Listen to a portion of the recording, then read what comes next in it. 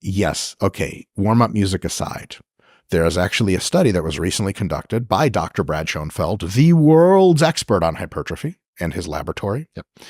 And they have illustrated something that most lifters of a certain degree of intelligence level and long-time participation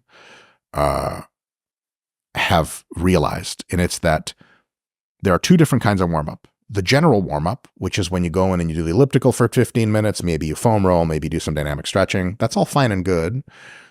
And then there's the specific warm-up, which is whatever lift you have first in your program. You do it for about a set of 12, very light weights, a set of 12 with maybe your 30 rep max. Then you do a set of 8 after a few minutes of rest with maybe your 20 rep max. Then you do a set of 4-ish, 2 to 4 reps with something like your 10 rep max. Then you rest a little bit, and then you're ready to do whatever load. That specific warm-up is a very good idea from a variety of perspectives. It warms up your tissues. It makes them more pliable, less likely to get hurt. It also activates and wakes up your nervous system. It aligns your actual muscle fibers more into the direction of pull or whatever exercise you're doing. It decreases the sensitivity of what are called Golgi tendon organs, which are detectors in your muscles for how much force is being transduced. And they start out not warmed up by being like, holy shit, that's a lot of force. And they actually tamper down how much your nervous system can activate. After a few warm-up sets, you literally are stronger. Which is why you can't cold bar your 1 rep max. Exactly. The GTOs need to kind of cool down. And after a few reps, a few sets of progressively heavier weight, they're like, oh, we're safe here. This is okay. Yeah, it's fine. Okay, so I'm thinking like functionally when we get into the gym, what this means. Let's say that we're going in to do a chest day, or let's say we're going in to do a chest and back day, like just a full, like a push-pull day. You're going to start off with incline dumbbell press. Does that mean that the 12-8-4 method for incline press, do you then need to do the same thing again for back? Yes. Right. Would you do those two together? Would you maybe alternate from, okay, I'm going to press a little bit, and then during my couple of minutes rest, I'll go and row a little bit or whatever? What I like to do is I like to warm up for the exercise I'm doing next. Once I warm up, I do that exercise, and then whatever exercise I have after is one of two options. One, it's the same muscle group, just more exercise. After incline press, I'm on to push-ups or something. Same muscle group. Then I only have to do what the great Jay Cutler actually termed as a feel set.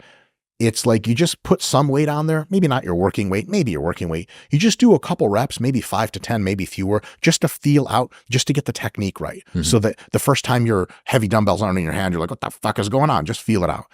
That's all you need. So between every single exercise, that's not the first. Afterwards, you just need maybe one set to feel it out, and then you go. You don't need all three.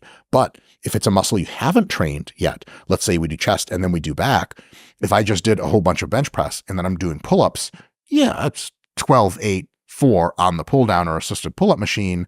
That last 4 is maybe 4 actual pull-ups. Rest, put your weight belt on, and then go. But real quick, the general warm-up, the idea that you come in and do elliptical or whatever, if you take a thorough specific warm-up, like a 12-8-4 system, that one study by Dr. Brad Schoenfeld showed that you don't have any benefit performance-wise from the general warm-up.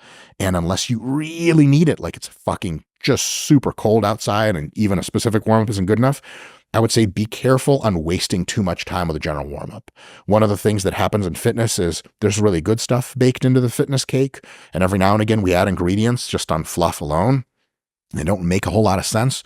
One of the major kind of sources of fluff is increasing the complexity and duration of your general warm-up because reasons.